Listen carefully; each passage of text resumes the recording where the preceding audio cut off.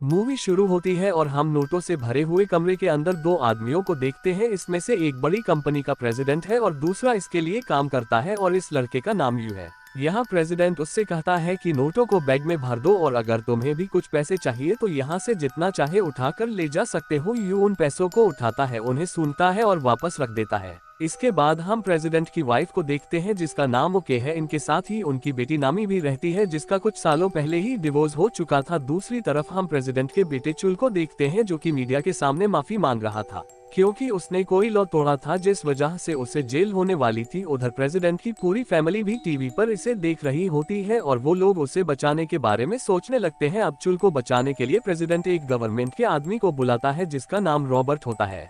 फिर ये लोग उसे बहुत सारे पैसे देते हैं और कहते हैं कि चुल को जेल नहीं होनी चाहिए। रात को रॉबर्ट इन्हीं के साथ डिनर करता है और वहीं प्रेसिडेंट यू को बोलकर रॉबर्ट के कमरे में कैमरे लगवा देता है ताकि वो पैसे लेकर यहाँ से भाग ना पाए। डिनर के बाद ओके अपनी बेटी नामी के साथ मूवी देख रही होती है और वहीं पास में यू भी खड़ा होता है। तभी ओके उससे कहती है कि बाहर जाकर प्रेसिडेंट को बुलाकर लाओ। फिर जब यू प्रेसिडेंट को बुलाने जाता है तो वो देखता है कि प्रेसिडेंट घर की मेड जिसका नाम एवा है उसके साथ इंटीमेट हो रहा है। अब ये देखकर यू घबरा जाता है और वहां से भाग जाता है। फिर अगले दिन एवा यू से मिलती है और उससे कहती है कि कल रात हम दोनों ने जो कुछ भी किया उसके बारे में तुम किसी को मत बताना। मैं प्रेसिडेंट से प्यार करती हूँ इसलिए हम लोग कभी कभी दिन में 3-4 बार इंटीमेट हो जाते हैं। इसके बाद हम ओके को देखते हैं जो कि एक रूम में बैठकर अपने हस्बैंड और एवा के रोमांस के कार्यक्रम को देख रही थी। यहाँ पर हमें पता चलता है कि ओके ने अपने पूरे घर में सीसीटीवी कैमरे लगा रखे हैं लेकिन इस बारे में किसी को भी पता नहीं था।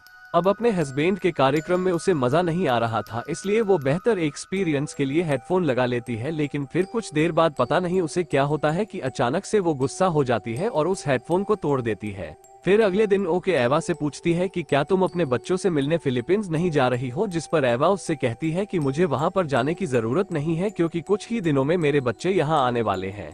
अब ये सुनकर ओके समझ जाती है कि ये औरत हमारी पूरी दौलत हथियाने वाली है इसलिए वो एवा के पास जाती है और उसका गला दबाने लगती है जिसको देखकर एवा भी समझ जाती है कि इस बुढ़िया को सब कुछ पता चल चुका है। अगले सीन में हम एवा के बच्चों को देखते हैं जो कि फिलीपीन से वापस आ चुके हैं थे। वहां पर प्रेसिडेंट उन्हें लेने जाता है जिसके बाद वो सभी बीच पर एंजॉय करने जाते हैं। अब यहाँ पर प्रेसिडेंट को लग रहा था कि कल रात को यू ने जो कुछ भी देखा वो सब कुछ उसने ओके को बता दिया होगा, लेकिन यहाँ पर यू कहता है कि मैंने किसी को कुछ भी नहीं बताया है। लेकिन वहाँ पर नामी को भी पता चल जाता है कि उसके डैड का नौकरानी के साथ अफेयर चल रहा है। इसके बाद नामी घर आकर ओके को यू को काम से निकाल देने को कहती है लेकिन ओके ऐसा नहीं करती। इसके बाद नामी सोने चली जाती है और यू भी वहां से जा ही रहा होता है लेकिन तभी ओके उसे रोक लेती है और उसे रूम में ले जाकर शेड्यूस करने की कोशिश करती है। यू उसे रोकने की कोशिश करता है लेकिन वो बुढ़िया उसकी कुछ नहीं सुनती और उसके कपड़े उतारने लगती है जिसके बाद दोनों वहीं पर इंटीमेट हो जाते हैं। फिर अगली सुबह जब यू को होश आता है तो वो अपने आप को कोसने लग जाता है कि उसने ये क्या कर दिया और अपने इसी गिल्ट के चलते वो ओके के पास जाकर नौकरी छोड़ने की बात करता है। लेकिन ओके उसे कहती है कि तुम नौकरी नहीं छोड़ सकते और कल रात को हमारे बीच में जो कुछ भी हुआ तुम उसे भूल जाओ। भले ही मैं बूढ़ी हो चुकी हूँ लेकिन कभी कभी मेरा भी मन करता है। इसके बाद ओके यू को सीसीटीवी रूम में ले जाती है और उसे हेडफोन लगाकर खुद बाहर आ जाती है और अपने हस्बैंड और बच्चों से बातें करने लगती है। यहाँ पर बच्चे प्रेसिडेंट से कह रहे थे कि जो कुछ भी हुआ हम उसे भूल जाते हैं और आगे बढ़ते हैं, लेकिन प्रेसिडेंट उन्हें कहता है कि अब मैं ये नकली जिंदगी जीते जीते थक चुका हूँ और मुझे अब यहाँ पर और नहीं रहना, कुछ ही दिनों में मैं और एवा यहाँ से चले जाएंगे। ये कहकर वो वहाँ से चला जाता है। फिर प्रेसिडेंट का बेटा कहता है कि डैड तो नौकरानी के साथ जा रहे हैं तो उनके बाद हमारे बिजनेस को कौन संभालेगा। इस पर ओके कहती है कि यू संभालेगा। अब ये देखकर यू मुस्कुराने लगता है और सोचने लगता है कि अब तो वो इस कंपनी का मालिक बन जाएगा। वहीं प्रेसिडेंट की बेटी अपने डैड से पूछती है कि अगर आपको मॉम से प्यार नहीं था तो आपने उनसे शादी क्यों की, जिस पर प्रेसिडेंट कहता है कि मुझे सिर्फ पैसे चाहिए थे, वो भी बहुत सारे। अब यहाँ से प्रेसिडेंट एवा और उसके बच्चों को लेकर एयरपोर्ट जाता है कोरिया से बाहर निकालने के लिए, लेकिन वहाँ पहुंचकर उसे पता चलता है कि यहाँ पर प्रेसिडेंट के कोरिया से बाहर जाने पर बैन लगा दिया गया है और ये सब यहाँ पर उसकी वाइफ ने करवाया है। इसके बाद हम यू को देखते हैं जो कि वापस उसी नोटों के रूम में जाता है और इस बार वो वहाँ से खुद के लिए भी कुछ पैसे उठा लेता है। वहीं दूसरी तरफ ओके और उसके बच्चे बातें कर रहे होते हैं और उसका बेटा कहता है कि कहीं हमारे डैड उस नौकरानी को प्रेग्नेंट ना कर दे, क्योंकि अगर ऐसा हो गया तो उसके बच्चे को भी जायदाद में हिस्सा देना होगा। इस बात पर ओके चुल से कहती है कि तुम फिक्र मत करो, मुझे तुम्हारे डैड की हरकतों के बारे में पहले से ही पता था, इसलिए मैंने चुपके से उसकी नसबंदी करा दी थी। तभी वहाँ पर यू आता है और उन्हें कहता है कि बधाई हो, एवा प्रेग्नेंट है और जल्दी ही प्रेसिडेंट बाप बनने वाले हैं। अब ये सुनते ही वो सभी लोग शॉक्ड हो जाते हैं और यहाँ पर ओके एवा को मरवाने का प्लान बनाती है। अगले दिन प्रेसिडेंट नोटो के रूम में से कुछ पैसे लेने जाता है, लेकिन तभी वो देखता है कि वहाँ से सारा पैसा गायब है। फिर जब वो बाहर आता है तो उसे ओके मिलती है और वो उसे और एवा को अपने घर पर बुलाती है। वहीं दूसरी तरफ ओके का बेटा अरेस्ट हो जाता है और यहाँ पर ओके कुछ गुंडे भेजकर एवा को मरवा देती है।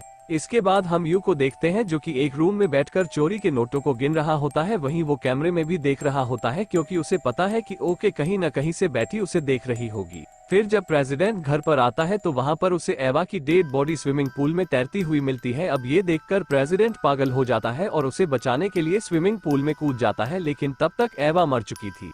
वहीं सबको पता चल चुका था कि एवा का मर्डर ओके नहीं करवाया है। तभी नामी उससे कहती है कि आपने ये अच्छा नहीं किया, आपको एवा की जान नहीं लेनी चाहिए थी। तभी हम उसके घर की एक नौकरानी को देखते हैं जो यू को पैसे देने आती है और उससे कहती है कि आज यहाँ पर जो कुछ भी हुआ वो किसी को भी मत बताना। लेकिन अब यू के पास खुद इतने सारे पैसे थे, इसलिए वो नौकरानी को बेइज्जत करके वहाँ से भगा देता है। फिर जब यू घर से बाहर आता है तभी वो नौकरानी कुछ गुंडे भेजकर उसे उठवा लेती है और उसकी खूब पिटाई करवाती है। फिर मार खाने के बाद जब वो घर पर वापस आता है तो वहाँ पर उसे नामी मिलती है जो यहाँ पर उसके साथ इंटीमेट होने आई थी। लेकिन यू उससे कहता है कि मेरी हालत देखो, मुझे कुत्ते की तरह मारा गया है, मुझे देखकर तुमको लग रहा है कि मैं रोमांस कर पाऊंगा, और ये बोलकर वो नामी को छोड़कर वहाँ से चला जाता है। फिर अगले दिन प्रेसिडेंट एवा के गम में अपने हाथों की नसें काट लेता है, लेकिन तभी सब वहाँ पर आ जाते हैं और उसे बचाने की कोशिश करने लगते हैं, लेकिन वो बच नहीं पाता और मर जाता है। उधर चुल भी जेल से छूट जाता है और नामी और यू उसे जेल से रिसीव करने जाते हैं। फिर घर आते वक्त यू उससे कहता है कि तुम तो मेरी माँ के साथ इंटीमेट होकर बहुत आगे निकल गए। अब ये सुनकर नामी शॉक्ड हो जाती है और चुल और यू के बीच में झगड़ा हो जाता है। चुल यू को कुत्ते की तरह मारता है और फिर उसे वहीं छोड़कर वहां से चला जाता है। अब नामी यहाँ पर ये सोच कर रो रही थी कि ये आदमी कल रात मेरे साथ इंटीमेट नहीं हुआ, लेकिन मेरी माँ के साथ ये कितने टाइम से लगा हुआ है। फिर घर आकर यू चुराए हुए सारे पैसे एवा के कॉफिन में डाल देता है ताकि वो इन पैसों को बर्बाद कर सके। वहीं ओके अपने बेटे का सारा गुनाह खुद पर ले लेती है, जिससे उसके बेटे को छोड़ दिया जाता है। फिर ओके घर आकर यू को वहां से जाने को कहती है, लेकिन यू उसे मना कर देता है और उससे कहता है कि मुझे तुम लोगों के साथ काम नहीं करना। ओके कहती है कि मैंने सुना है कि तुम मेरी बेटी से प्यार करते हो, जिस पर यू उसे मना कर देता है। तभी वहां पर नामी कहती है कि मैं एक ऐसे लड़के के साथ तो बिल्कुल नहीं रह सकती जो मेरी माँ के साथ सोता हो। अब ये सुनकर ओके को सदमा लग जाता है कि इसको ये कैसे पता चल गया, जिसके बाद वो पागलों की तरह अपने हस्बैंड की बॉडी को हिला हिला कर कहती है कि कमीने, ये सब तेरी वजह से हुआ है। वहीं यू कोरिया छोड़कर फिलीपींस जा रहा होता है, पर तभी वहां पर नामी आ जाती है और वो उससे कहती है कि मुझे पहले से पता था कि मेरी माँ एक बहुत ही घटिया औरत है और वो पहले से ही अलग अलग मर्दों के साथ सोया करती थी। मुझे लगता है कि इसमें तुम्हारी कोई गलती नहीं है, इसलिए मैं भी तुम्हारे साथ चलूंगी। अब इन दोनों के बीच में सब कुछ ठीक हो जाता है, जिसके बाद वो दोनों उठकर प्लेन के बाथरूम में जाते हैं और वहाँ पर इंटीमेट हो जाते हैं। आगे ये दोनों फिलीपींस आ जाते हैं और वहाँ पर एवा के बच्चों से मिलते हैं, जो कि अपनी मॉम की बॉडी को देखकर बहुत रोते हैं। अब यू और नामी वो सारे पैसे एवा के बच्चों को दे देते हैं और इसी के साथ ही ये मूवी यहीं पर खत्म हो जाती है।